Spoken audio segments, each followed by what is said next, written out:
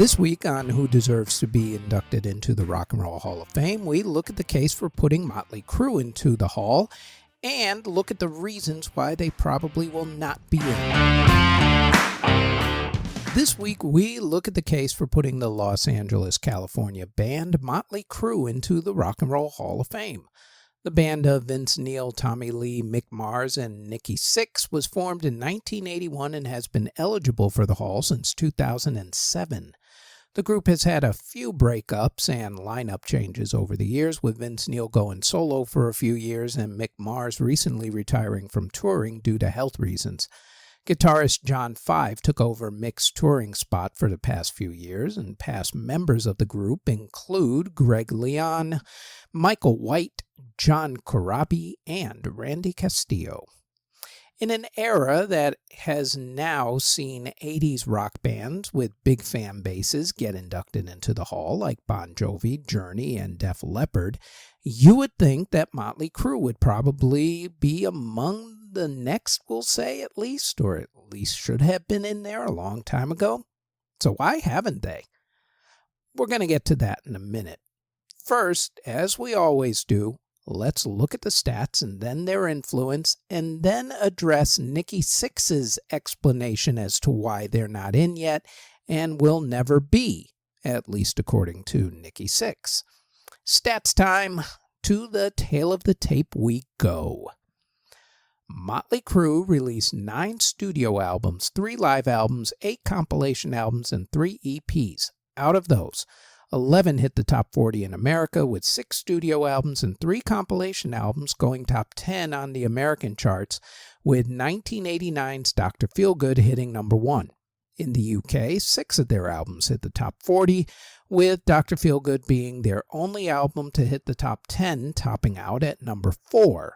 In America, 8 of their albums went platinum, with their 1991 compilation album, A Decade of Decadence, going double platinum, 3 of their studio albums going 4 times platinum, 1983's Shout at the Devil, 1985's Theater of Pain, and 1987's Girls, Girls, Girls, and Dr. Feelgood being the most successful album, going 6 times platinum.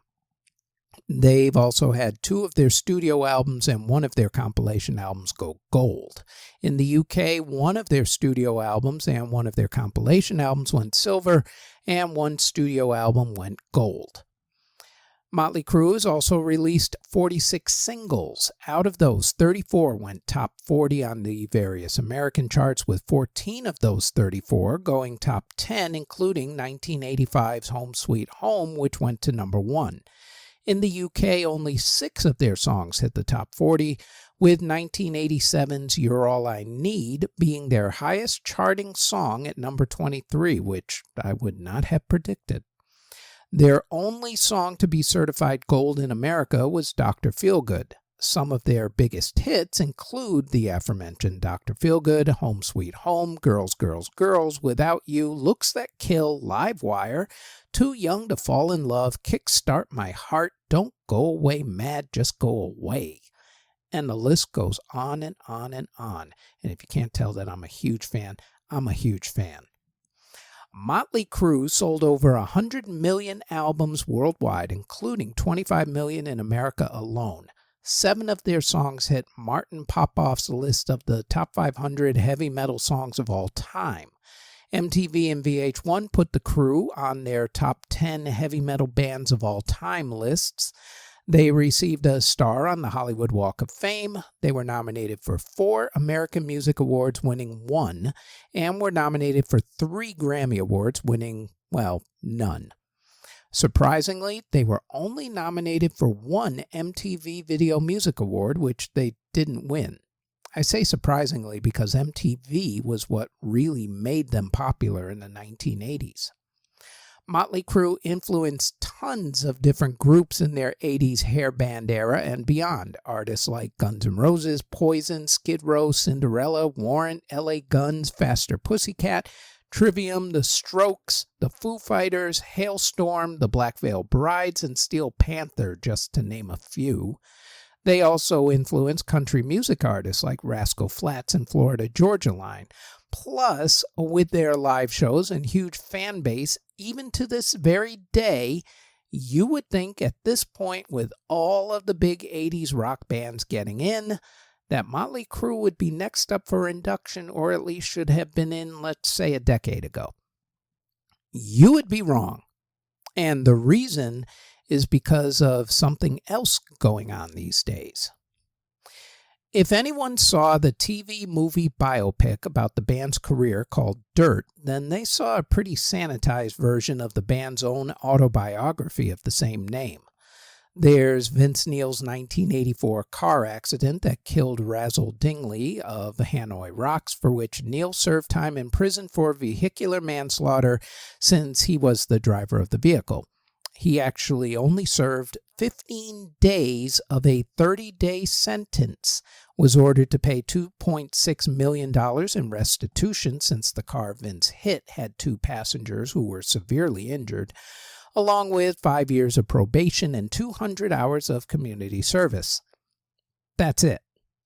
Try getting that deal should you ever find yourself driving impaired and end up in an accident that injures and kills people.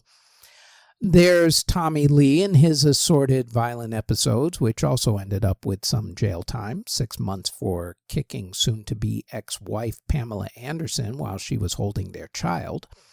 There were, like a lot of artists, issues with substances, we'll say. For instance, Nikki Sixx's substance issues and actual clinical death one night because of it, only to be brought back to life by paramedics. In their autobiography, the band talked about doing things to women that I'm not even going to remotely repeat here. Let's just say that their own brand of hedonism went way too far at times, even by rock band standards. Now, almost a decade ago, that may have gotten a slight chuckle from the Hall of Fame voting members, given the usual shoulder shrug, and chalked up to being the way the music industry was back then. Yeah, not anymore.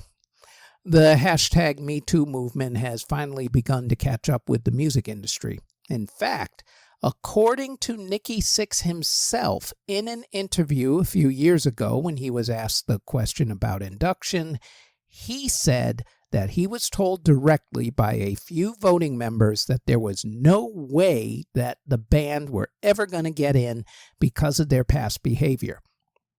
That may change in some voters' minds in about 10 years or so, but it won't be anytime soon, unfortunately. Here's my personal feeling, which I know is going to rub a lot of people the wrong way. My personal feeling is that groups and athletes should be inducted based on their professional achievements, not their moral ones, so long as their personal issues don't help their professional achievements. Case in point, sports and steroids, we'll say, like Barry Bonds, Roger Clemens, etc., A-Rod. You could add a note on their plaques that says, oh, by the way, they personally did such and such. That's happened before. For example, the Smithsonian National Museum of African American History and Culture still has a display up about Bill Cosby, but there is a plaque that is plainly seen, like dead center pretty much, that mentions his extremely serious legal issues, to be nice about it and to still stay on YouTube and not get tossed off for saying what I really want to say. However, if you had to cut worthy artists from being in the hall because of strict moral guidelines and rules, such as, let's say, over-drinking or whatever your version of moral guidelines are, let's say with minors, just saying, or other things, then your hall shrinks to, maybe 10 people? Maybe?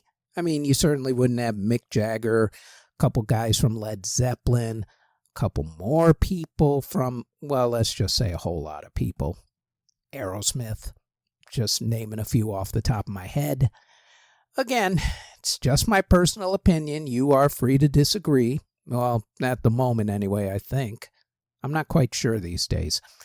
But I'm really not into canceling artists from winning awards or other honors just because of their personal matters, including their political opinions, I might add, on either side of that equation, conservative, liberal, whatever, are some of the guys in Motley Crue, insert whatever swear word you want to here. Oh, yeah. Yeah, 100%. Absolutely. Should they be denied entry into the Rock and Roll Hall of Fame because of them being, insert whatever swear word you want to here? I don't think so. I don't think they should be barred at all. At least not in my opinion. And I will say that while also admitting that I can't stand these guys as men. I just really love their music. But I really can't stand them as men for what they did to women, along with, let's just say, a whole lot of other things. Musically, though, this band kicked ass in a big way and were hugely influential and were really popular. By that standard alone, Motley Crue should be inducted into the Rock and Roll Hall of Fame based on the number of records sold, number of rock singles that went top 40 on the charts, their continued fan base to this very day, along with their contemporaries Bon Jovi, Journey, Def Leppard, and Van Halen, among others. Bon Jovi, Journey, Def Leppard, and Van Halen, by the way, are already in the hall, and John Bon Jovi will be the first to tell you that he was definitely no saint either back in the day. Yet, Motley Crue more than likely won't get in because their past behavior is apparently their deciding factor with the hall voters anyway. This whole thing does make me wonder which other bands might have been on the bubble with getting into the hall, but have now been told that they will never get in because of what they did in the past. As always, though, you get the final say. Well, at least on here. So, give me your thoughts. Be nice, please.